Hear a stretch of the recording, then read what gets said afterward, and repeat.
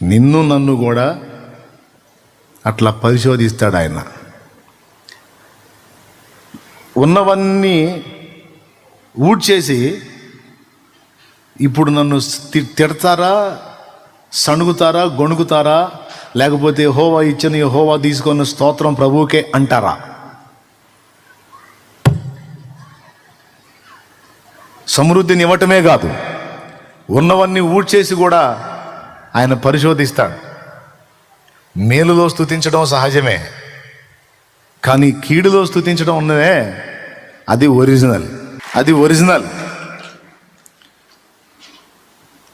కొన్నిసార్లు ఉన్నవి తీసేసి పరిశోధిస్తాడు, కొన్నిసార్లు సమృద్ధినిచ్చి పరిశోధిస్తాడు.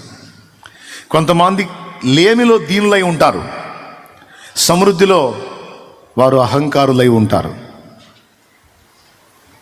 అర్థమైందా? ఏమీ లేనప్పుడు వారు దీన మనస్సును కలిగి ఉంటారు. వారికంటూ కొంత కలిగిన తర్వాత అహాన్ని వ్యక్తం చేస్తూ ఉంటారు. మనుషుల మీదే కాదు సుమా, దేవుడి మీద కూడా. దేవుడు చెప్పినా వినరిక, దేవుడు మాట్లాడినా లక్ష్య పెట్టరిక. కొంతమంది సమృద్ధిలో ఓడిపోతారు, కాలిపోతారు, సమృద్ధిలో కాలిపోతారు. కొంతమంది లేమిలో కాలిపోతారు, విశ్వాసాన్ని కోల్పోతారు.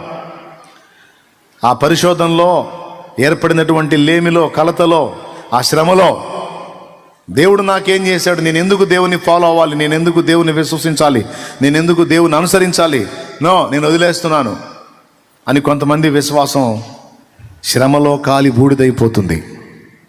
ఒక నకిలీ క్రైస్తవుని విశ్వాసం శ్రమానుభవంలో కాలి బూడిదైపోతుంది.